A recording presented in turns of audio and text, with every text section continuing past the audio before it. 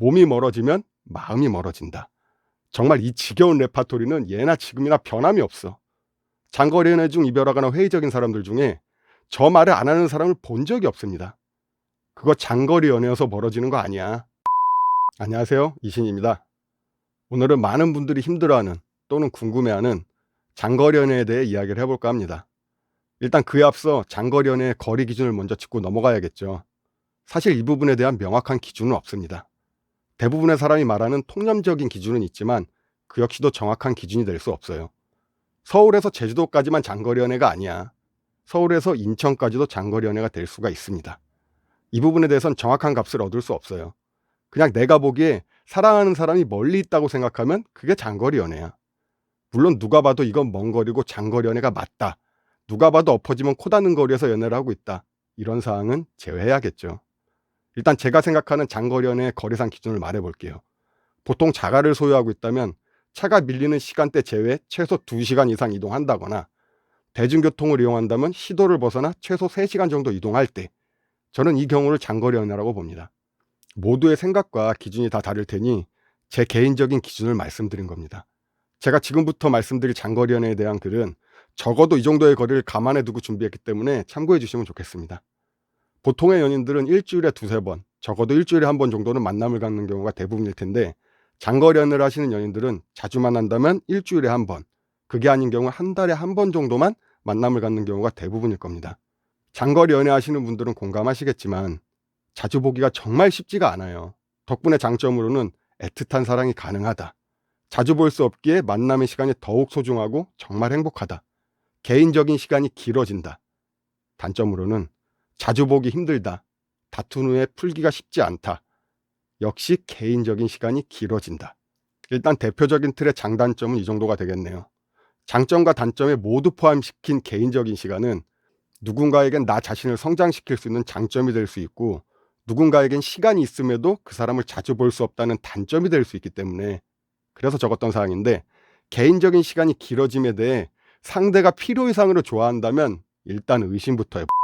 본론으로 돌아와서 장거리 연애에 회의적인 생각을 갖는 사람이 많죠. 이 말은 장거리 연애를 경험해본 사람은 물론이고 경험해보지 못한 사람도 장거리 연애에 대한 어려움을 보고 들었기 때문이에요. 힘들다, 쉽지 않다라는 사실을 어느 정도는 아는 겁니다. 그런데 과연 장거리 연애가 힘들기만 할까요? 제 개인적인 생각으로는 한 번쯤은 해봐도 괜찮다고 생각합니다. 장거리 연애의 단점도 분명히 존재하지만 그 단점 이상으로 장점도 있어요. 장점이 있으면 단점이 있고 오르막이 있으면 내리막이 있습니다. 좋은 점보다 단점이 더 크게 와닿는다면 그런 연애를 안 하시면 되고 지금 장거리 연애 중이시라면 그 만남은 다시 생각해 볼 필요가 있어요. 장거리 연애에 회의적인 사람들은 이 한마디로 요약됩니다. 아마 많이 들어봤을 거예요. 몸이 멀어지면 마음이 멀어진다. 정말 이 지겨운 레파토리는 예나 지금이나 변함이 없어. 장거리 연애 중 이별하거나 회의적인 사람들 중에 저 말을 안 하는 사람을 본 적이 없습니다. 그거 장거리 연애여서 멀어지는 거 아니야. 만약 저 말로 이별을 통보한다면 이제는 너가 싫은데 그 핑계 중 제일 그럴싸해서 그래.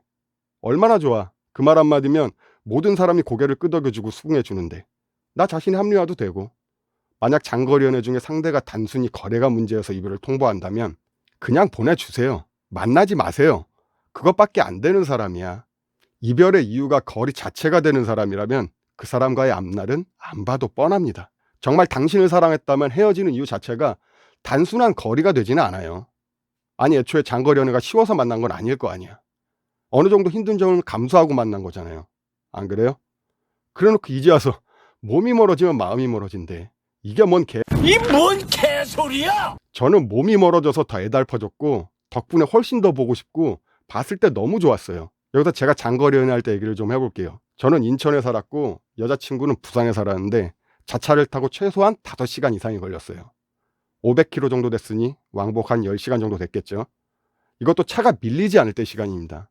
당시 제가 영업을 하고 있었는데 시간이 자유롭지 못하고 쉬는 날이 규칙적이지 않아서 대중교통을 이용하기 되게 힘들었어요. 그래서 자차를 타고 다녔는데 말이 좋아 10시간이지. 게다가 제 차는 1998년식 액센트, 기아도 수동, 시속 120km 넘어가면 부들부들 떨리는 그런 차. 나 진짜 가끔 생명의 위협도 느꼈다니까. 그럼에도 가는 5시간. 그 시간은 정말 너무 행복했어요. 이제 만나러 가니까 보러 가는 시간부터 너무 좋은 거지. 만나면 더 좋고 시간도 금방 가요. 언제 간지도 모르겠어. 보통 저녁에 도착해서 간단하게 밥 먹고 데이트하고 같이 밤을 보내고 또 낮까지 데이트하고 그리고 집에 돌아오는데 만나는 시간은 너무 행복하고 그 시간이 영원하길 바라지만 그 아쉬운 만남을 뒤로하고 헤어지는 시간이 오면 그렇게 서운하고 슬플 수가 없어요. 진짜 집에 돌아오는 길이 너무 힘들었다니까. 잠깐 지금 뭔가 본 것 같은데. 안녕히 계세요, 여러분. 전 이 세상의 모든 굴레와 속박을 벗어던지고 진짜 집에 돌아오는 길이 너무 힘들었다니까. 이 점을 단점에 적었어야 됐는데. 여튼 다시 5시간 넘게 운전해서 집으로 돌아오는 것도 힘들지만 그보다 더 힘든 점은 최소 1주나 2주를 사랑하는 사람을 못 만난다는 거였어요.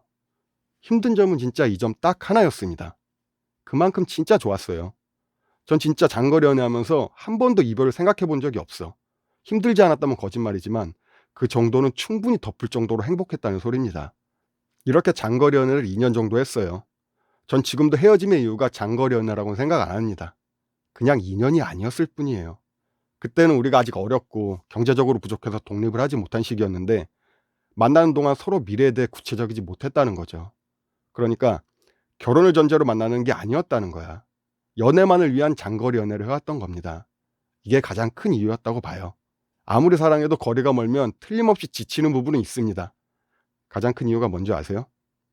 근거가 없고 미래가 불투명해서 그래. 우리 그냥 연애만 하는 사이인가? 주위에 찾아보면 자주 만날 수 있고 좋은 사람들도 많을 텐데 굳이 일주일, 2주일에 한 번씩 보면서 이 만남을 이어갈 필요가 있을까? 이런 생각을 갖게 되면서부터 조금씩 마음의 균열이 생기기 시작하는 거죠. 생각이 복잡해지고 별거 아닌 일에도 예민하게 반응하기 시작하는 겁니다. 또 장거리 연애 특성상 일단 불안해지면 그 마음을 진정시키기가 너무 힘들어요. 거기에 싸움까지 나면 정말 생각하기 힘든 상황이 연출됩니다. 멀어서 만나러 가기도 힘든데 서로 화났다고 전화통화도 잘 안 되고 전화는 왜 안 받아? 카톡은 왜 안 돼? 이러면서 계속 싸우는 거예요. 장거리 연애 하시는 분들 제 말 이 말 한마디는 꼭 드리고 싶은데 서로 얼마나 크게 싸웠든 그 사람에게 얼마나 서운하든 그 사람이 정말 죽을 정도로 잘못한 게 아니라면 전화했을 때 전화는 받아주세요. 설령 이 사람이 싸운 뒤 화해를 위해 전화한 게 아니라 따지려고 전화를 했을지라도 일단은 받아주세요. 받고 오늘은 서로 대화할 상황이 아닌 것 같으니까 이만 쉬고 내일 다시 통화하자. 이렇게 말하고 끊으세요.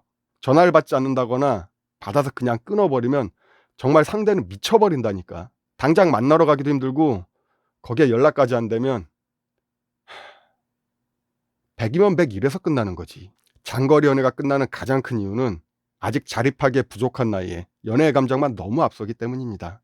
미래가 불투명한 상태에서 그 사람이 좋으니까 뒤도 안 보고 좋아만 하는 거예요. 만나다 보면 어떻게 되겠지. 구체적인 계획 없이 그냥 만나고만 있는 겁니다. 결국 나이가 상대적으로 어린 20대 초중반.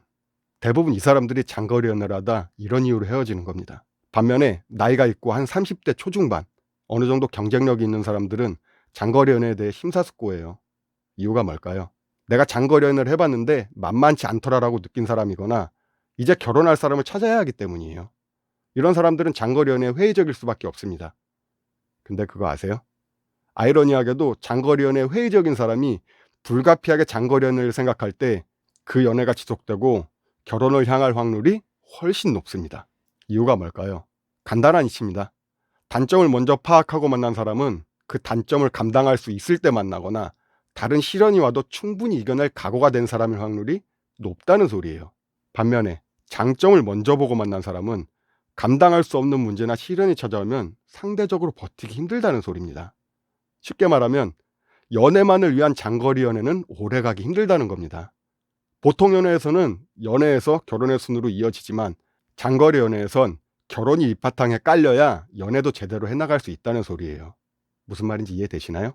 결혼을 전제로 만나는 상황이라면 몇 년을 만나도 괜찮습니다. 서로에 대한 믿음과 계획이 있다면 그 계획을 서로의 상황에 맞게 구체화하고 앞만 보고 가세요. 의심보다 사랑으로 채우세요. 나와 상대가 같은 곳을 바라보고 서로와 함께하는 미래를 준비하고 있다는 사실을 느낀다면 둘 사이의 거리 따윈 아무런 문제가 되지 않습니다. 요약하자면 나부터 우리의 미래를 위해 준비하고 노력하는 모습을 보여준다면 상대도 그런 당신을 믿고 의지하며 당신과의 미래를 준비하는데 한치의 의심도 없을 겁니다. 결국 장거리 연애가 끝나는 이유는 몸이 멀어지면 마음이 멀어진다가 아니라 멀어진 거리를 허물 믿음이 부족한 게 진짜 이유라는 걸 명심하시기 바랍니다. 영상이 도움이 되셨다면 좋아요를 눌러주시고 영상이 도움이 되지 않으셨다면 구독을 눌러주세요. 이 뭔 개소리야! 그럼 오늘도 제 영상을 봐주셔서 감사합니다. 좋은 하루 되세요.